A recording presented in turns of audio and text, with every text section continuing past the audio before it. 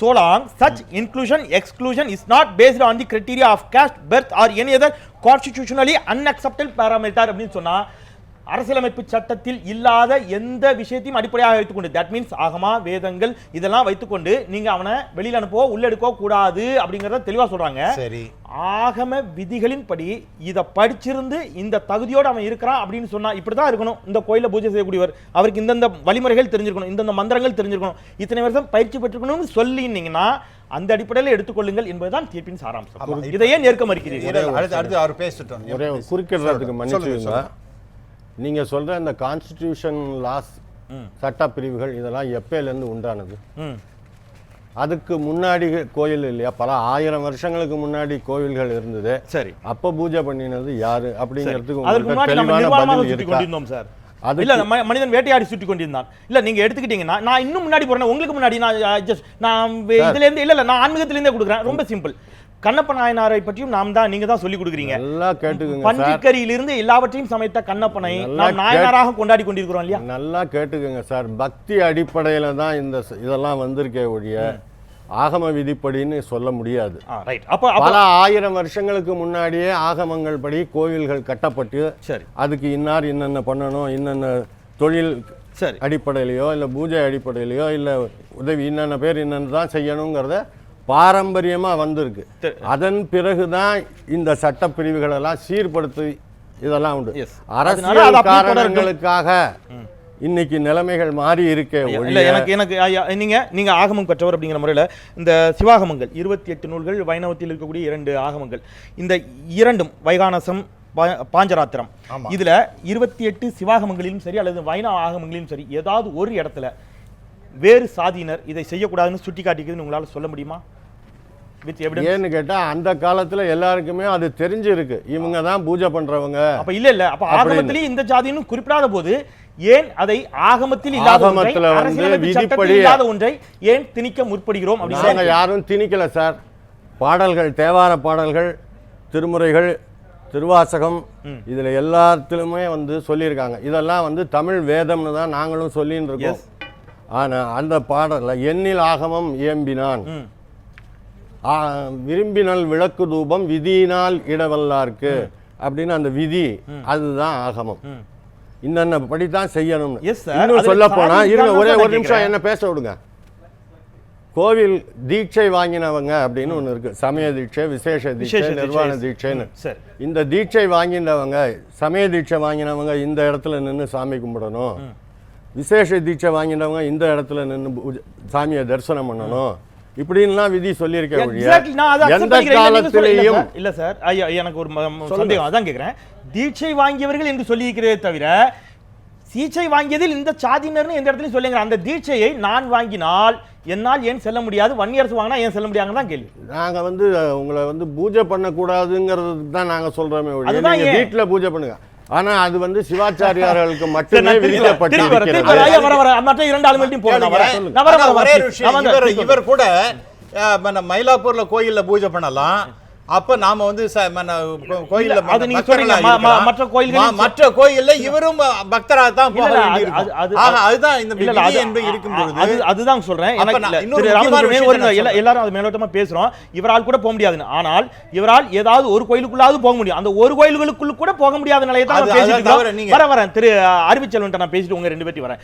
வீரத்தமிழர் முன்னணி சார்பில் திரு அறிவிச்செல்வன் வழக்கறிஞர் நம்முடைய நிகழார். ஒரு வழக்கறிஞராக இந்த தீர்ப்பை எப்படி பார்க்கிறீர்கள் அப்படிங்கிறத தாண்டி நான் இந்த விவாதத்தில் ஆன்மீக நம்பிக்கை இல்லாத, கடவுள் நம்பிக்கை இல்லாத யாருக்கும் இடம் கொடுக்க கூடாதுன்னு முடிவு பண்ணியிருந்தோம் முதல்ல. ஏன்னா ஒரு கேள்வி முன்வைக்கப்படும், கடவுள் நம்பிக்கை இல்லாதவர்களுக்கு இதை பற்றி என்ன கவலை அப்படிங்கிறது முன்வைக்கப்படும்.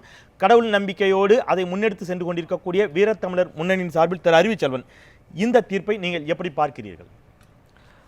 முதல்ல இந்த தீர்ப்பு பல பேர் சொல்ற மாதிரி இந்த ஜிஓவை கேன்சல் பண்ணல, அரசுடைய உத்தரவை ரத்து பண்ணல, அதனால சரிங்கிற பார்வை இருக்கு. ஆனால் மிக தெளிவாக நேரடியாக சொல்லாமல் ஆகம பழக்க வழக்க விதிகளுக்கு உட்பட்டு தான் இந்த பூஜை நடக்க வேண்டும் என்று சொல்லியிருப்பது, ஆகமத்தை கற்பவன் யார், யார் கற்க முடியும் என்ற விதிக்கு வருகிறது. அதைத்தான் நம்ம முதலில் பேசி ஐயா கூட சொன்னாங்க மிக தெளிவா. ஒருபோதும் சூத்திரன் ஆகமத்தை கற்றுக்கொள்ள முடியாது. அதைத்தான் அரசு உடைச்சிருக்கு. 207 பேர் ஆகமத்தை கற்று தேர்ச்சி பெற்று அதான் நான் கேட்பது, இப்போ 3 மதங்கள் உலகம் முழுக்க பிரதான பார்க்கப்படுகிறது. அது இந்து எங்க மதத்தை வைத்துக் கொள்ளலாம், கிறிஸ்தவ மதம், இஸ்லாமிய மதம். ஒரு கிறிஸ்தவத்தில் ஒரு பாதிரி ஆக வேண்டும் என்றால் அவர் ஏறத்தாழ 11 ஆண்டு காலம் இருக்கக்கூடிய ஃபாஸ்டர் என்ற படிப்பை படித்தார். அந்த விதிகளை படித்தால் அவர் ஃபாதர் ஆக முடியும்.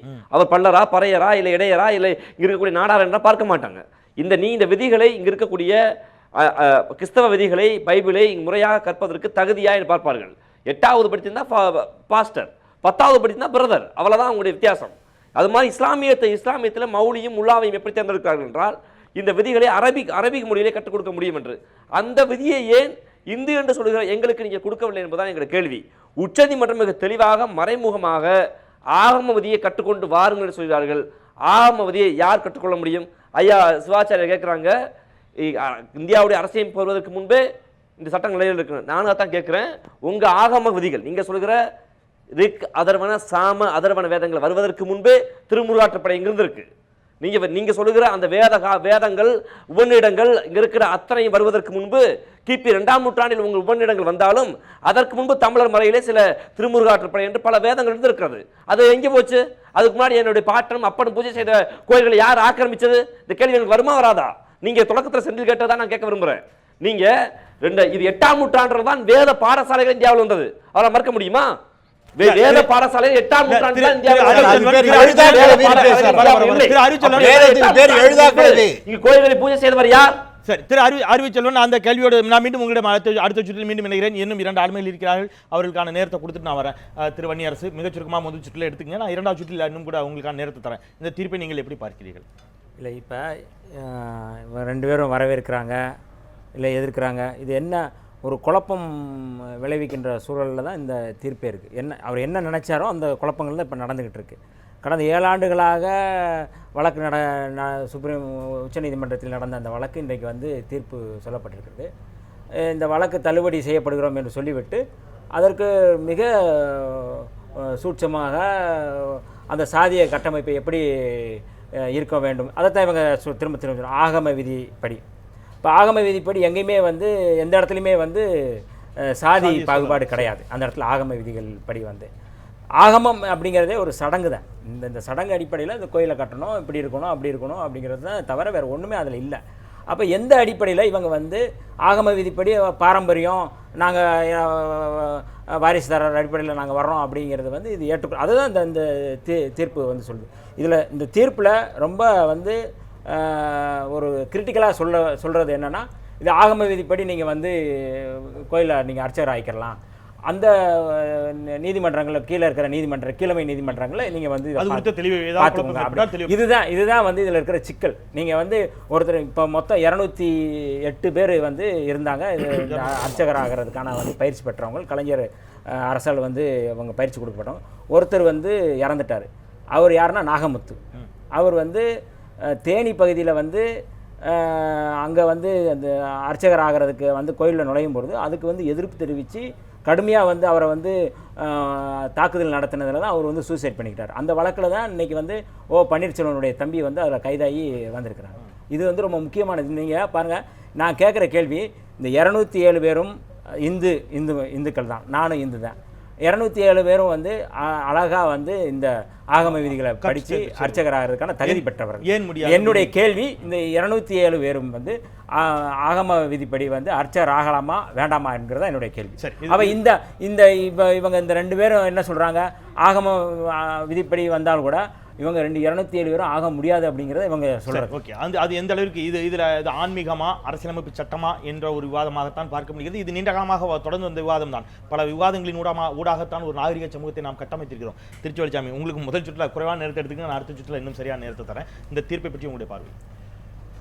பூனைக்கும் தோழன் பாலுக்கும் காவல் என்று சாதாரணமாக சொல்லுவாங்க கிராமத்தில். இதை போல ஒரு நிலையை உச்ச நீதிமன்றம் எடுக்கும் என்று நான் நினைக்கல. ஒரு அதிர்ச்சிகரமான ஒரு தீர்ப்பாகவே நான் நினைக்கிறேன். எங்கள் ஊர்ல ஸ்ரீரங்கத்தில் கொஞ்ச காலத்துக்கு முன்னால யானைக்கு இந்த நாமம் போடுவதில் வடகளை போடலாமா தென்களை போடலாங்கிற ஒரு பெரிய பிரச்சனை நடந்தது. அது நீதிமன்றத்துக்கெல்லாம் போய் கடைசியில் ஒரு நாள் வடகளை இருக்கட்டும், ஒரு நாள் தென்களை இருக்கட்டும் சொன்னாங்க. இதில் என்ன அடிப்படை எனக்கு புரியவில்லை என்றால், மதங்களும் சரி, இறைவன் என்று யார் எதை சொன்னாலும், யாரை இறைவன் என்று சொன்னாலும் சரி, இறைவன் என்பவன் தன்னை தொழுகிற அத்தனை பேரையும் சமமாக நினைக்கிறவன் தான் இறைவனாக இருக்க முடியும். தன்னுடைய பக்த கோடிகளை, தன்னுடைய பிள்ளைகளை இவர் உயர்ந்தவர், இவர் தாழ்ந்தவர், இவர் இப்படிப்பட்டவர் என்று நினைத்தால் அவன் இறைவனே இல்லை. அவன் எப்படி இறைவனா இருக்க முடியும்? இறைவன் எந்த இடத்துல அப்படி சொல்லல, அப்படி இல்லை. அதனால தான் இறைவனுடைய பார்வையில் எல்லோரும் சமம். மதங்களை பொறுத்தவரையில், என்னை பொறுத்தவரையில் எல்லா மதங்களும் ஒன்றைத்தான் சொல்லுகிறது. மனிதனை நேசி, பிற உயிர்களை நேசி. பைபிளை பார்த்தாலும் சரி, அல்லது குரானை படித்தாலும் சரி, கீதையை படித்தாலும் சரி, புத்தத்தை படித்தாலும் சரி, பக்கத்து வீட்டுக்காரன் பசியோடு இருக்கிற போது புசிப்பது பாவம். அயலானை நேசி, வாடிய பயிரை கண்டு வாடும் நெஞ்சம் வேண்டும். ஒட்டிய வயிறோடு பசியோடு வருகிற ஒருவனுக்கு என்ன உபதேசம் சொல்வதில் எந்த பயனும் இல்லை.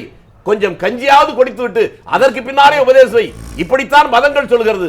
அதை கடந்து இதற்கு உள்ளே புகுந்து இதுதான் சரி, அதுதான் சரி என்று சொல்வதெல்லாம் இந்த எந்த நோக்கங்களுக்காக இந்த மதங்கள் உருவாக்கப்பட்டதோ அதற்கு முரணானது. காட்டுமிராண்டிகளாக வாழ்ந்த காலத்தில் மனிதனை பண்படுத்த, மனிதனுடைய மனங்களை நெறிப்படுத்த அதற்காக உருவாக்கப்பட்டதான் மதங்கள். அந்த மதத்தின் பெயரால் தமிழிலே மதத்திற்கு வேறொரு பொருள் இருக்கிறதே, அந்த பைத்தியத்தை, வெறியை பிடிக்க வைக்கின்ற வகையில் அது தீர்ப்பாக இருந்தாலும் யார் பேசணும் நிச்சயமா. ஆனால் தீர்ப்பு மிக தெளிவாக சுட்டி காட்டுகிறது. நான் ஒரு சிறிய இடைவெளிக்கு பிறகு தொடர்கிறேன் திரு ராமசுப்ரமணியன். ஒரு சிறிய இடைவெளிக்கு பிறகு மாணிக்கவாசக பெருமானார் அழகாக சொல்வார், நாயினும் கடைபெற்றனை நன்னெறி காட்டி ஆண்டா என்று சொல்வார். நாயினும் கடைபெற்றவர்களை கூட நன்னெறி காட்டு நிச்சயமாக ஏகன் அநேகனாக இருக்கக்கூடியவனவன். அந்த ஏகனையும் அநேகனையும் தொழுவதற்கு எனக்கு என்ன தடை என்பதுதான் ஒவ்வொரு பக்தனுடைய கேள்வியாகவும் இருக்கிறது. சாதிதான் தடை என்று சொன்னால் வீசும் காற்றில் விஷம் பரவட்டும் என்று சொன்னானே, அந்த வார்த்தைகளோடு ஒரு சிறிய இடைவெளிக்கு செல்கிறேன். இடைவெளிக்கு பிறகு தொடரலாம். சட்டம் தெளிவாக சொல்லி இருக்கிறதா? ஆன்மீகவாதிகளும் அர்ச்சகர்கள் தரப்பும் இதை எவ்வாறு அணுகப் போகிறார்கள்? பயிற்சி முடித்த 207 அர்ச்சகராக தகுதி பெற்ற 207 பிற சாதிகளைச் சேர்ந்த, இடைநிலை சாதிகளைச் சேர்ந்தவர்கள் அர்ச்சகராக முடியுமா? பேசலாம் சிறிய இடைவேளைக்கு பிறகு.